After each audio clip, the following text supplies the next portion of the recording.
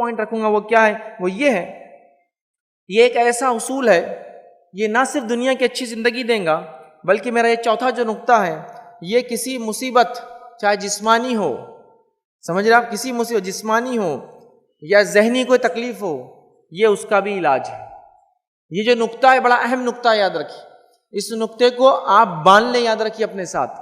یہ چوتھا جو میرا پوائنٹ ہے، اور چوتھا پوائنٹ دنیا کی بہتر زندگی گزارنے کا کیا ہے معلوم آپ کو، وہ ہے توبہ اور استغفار۔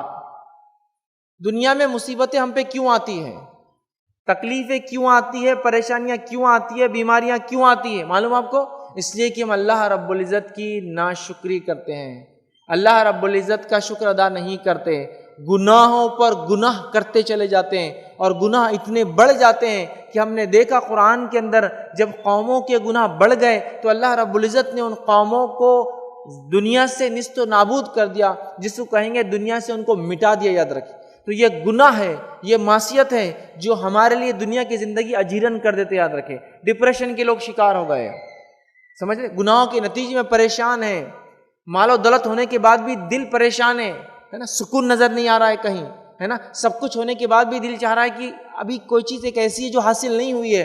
تو میرے بھائیوں، توبہ اور استغفار کو اپنے ایسا لازم کر لیجئے کہ اٹھتے اور بیٹھتے اس کو کیجئے۔ نبی اکرم صلی اللہ علیہ وسلم گناہ نہیں کرتے تھے، لیکن اس کے باوجود بھی آپ بخشائے تھے، اس کے باوجود بھی روایتوں میں آتا ہے نبی اکرم صلی اللہ علیہ وسلم ایک مجلس میں کبھی کبھار 70 یا 100 مرتبہ استغفار کرتے تھے، 70 یا 100 مرتبہ توبہ کرتے تھے، جبکہ نبی اکرم صلی اللہ علیہ وسلم گناہ نہیں کرتے تھے۔ اس کے بعد اتنا آپ کا توبہ اور استغفار کرنا، علماء لکھتے ہیں وہ اس لیے ہے کہ امت اس بات کو سمجھے، توبہ اور استغفار کی اہمیت کو جانے، اور ہم کثرت سے توبہ اور استغفار کریں، سمجھا، کثرت سے توبہ اور استغفار کریں۔ ہم یہ دیکھتے ہیں قرآن و سنت کے اندر کہ توبہ اور استغفار گناہ گاروں کا تو طریقہ ہے کہ وہ معافی کے لیے اللہ سے کرتے ہیں، لیکن دنیا کے سب سے نیک لوگ وہ بھی توبہ اور استغفار کرتے تھے، وہ انبیاء کی جماعت ہے، تمام نبیوں نے توبہ کی اور استغفار کیا۔ تو پھر مجھے اور آپ کو کیا ہوا؟ کیا ہم اتنے نیک ہو گئے؟ کیا گناہ بالکل ہم نہیں کرتے؟ جو آج توبہ اور استغفار کی اتنی کمی ہے، ہمیں کثرت سے بہت زیادہ توبہ اور استغفار کرنے کی میرے بھائی اور بہنوں ضرورت ہے، یاد رکھیے۔ استغفر اللہ اتنا کہنا بھی کافی ہے، استغفر اللہ واتوب الیہ، اللہ میں اپنے گناہوں کی معافی چاہتا ہوں اور رجوع کرتا ہوں تیری طرف، یاد رکھیے۔ توبہ اور استغفار میں بس تھوڑا سا فرق ہے، آپ کو سمجھا دیتا ہوں بات سمجھنے کے لیے، لیکن دونوں الفاظ کو ایک ساتھ ادا کیا جاتا ہے۔ توبہ اور استغفار میں جو تھوڑا سا فرق ہے وہ یہ ہے، توبہ یہ ہے کہ جب انسان اپنے راستے کو بدل دیتا ہے، گناہ اور معصیت کی زندگی سے پلٹ جاتا ہے، یہ توبہ ہے، اور استغفار وہ کلمہ ہے جس کے ذریعے وہ گناہ جو ہو چکے اس کے لیے معافی مانگتا ہے۔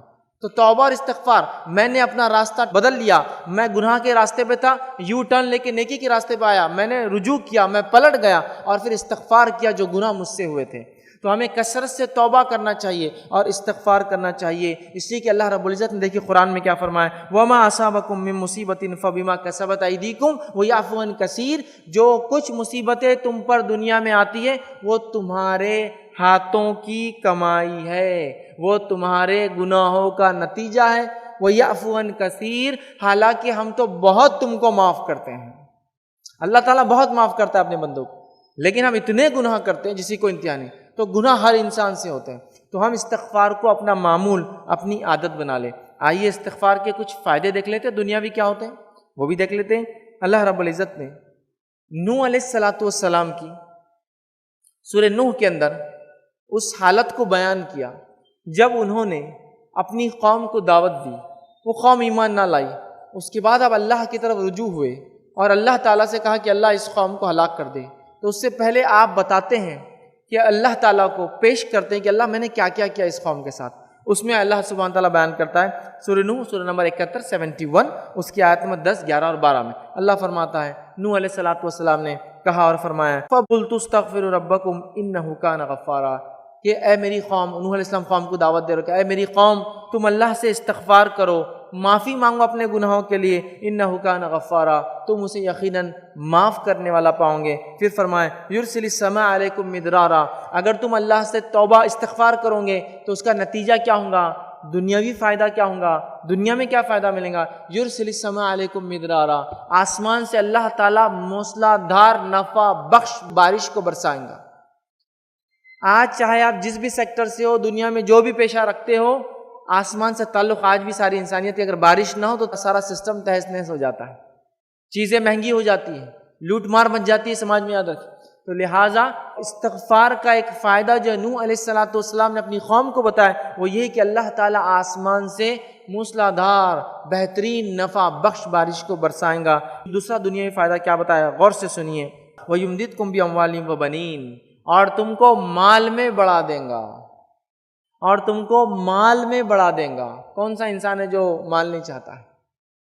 طریقہ یہاں ہے. یاد کسی کو دھوکہ دے کر، جھوٹ بول کر، سود پر کام کر کے مال نہیں بڑھتا. یاد رکھیے، سمجھ رہے آپ؟ اسلامی طریقے ہیں مال کمانے کے. تو یہاں ایک فائدہ استغفار کا یہ ہے کہ اللہ تعالیٰ فرما رہا ہے کہ نوح علیہ السلام کی زبانی، کہ نوح علیہ السلام نے جو ان پر وحی آئی تھی اپنی قوم کو سنا رہے ہیں کہ فائدہ کیا ہوگا، آسمان سے بارش برسیں گی. دوسرا فائدہ ہوگا کہ تمہیں جو ہے اللہ تعالیٰ مال میں بڑھا دیں گا. پھر فرمایا وَبَنِينَ، اور تمہیں اولاد میں بڑھا دیں گا، تمہیں اولاد میں بڑھا دیں گا. پھر آگے فرمایا نوح علیہ السلام نے وَيَجْعَلْ لَكُمْ جَنَّاتٍ وَيَجْعَلْ لَكُمْ أَنْهَارًا، اور تمہارے لیے باغات بنا دیں گا اور اس میں نہریں جاری کر دیں گا. کتنے فائدے تھے کہ 5 فائدے ان آیتوں کے اندر آ رہے، صرف ایک عمل کے، استغفار اور توبہ کرنے کے. ایک ہی لفظ ہے استغفر اللہ، اتنا آپ پڑھ لیجئے، یہ بھی کافی ہے. استغفر اللہ واتوب الیہ، یہ پڑھ لیجئے، اتنا بھی کافی ہے نا. پھر سید الاستغفار ایک بڑا استغفار ہے، وہ آپ دیکھیے، وہ بھی آپ پڑھ سکتے ہیں. اس کو ہم معمول بنا لیں. اس کے کئی دنیاوی فائدے ہیں، یاد رکھیے. آپ اندازہ لگائیے استغفار کے کتنے فائدے ہیں. آپ کر کے تو دیکھیے، اس عمل کو معمول بنا لیجیے. اس عمل کا ایسا بالکل کہ اٹھتے بیٹھتے صبح شام جب وقت ملے، جب یاد آئے، گناہ ہو یا نہ ہو، استغفار کی کثرت کیجیے. اس کے بڑے فائدے، بڑے دنیاوی فائدے یاد رکھیں جس کی کوئی انتہا نہیں.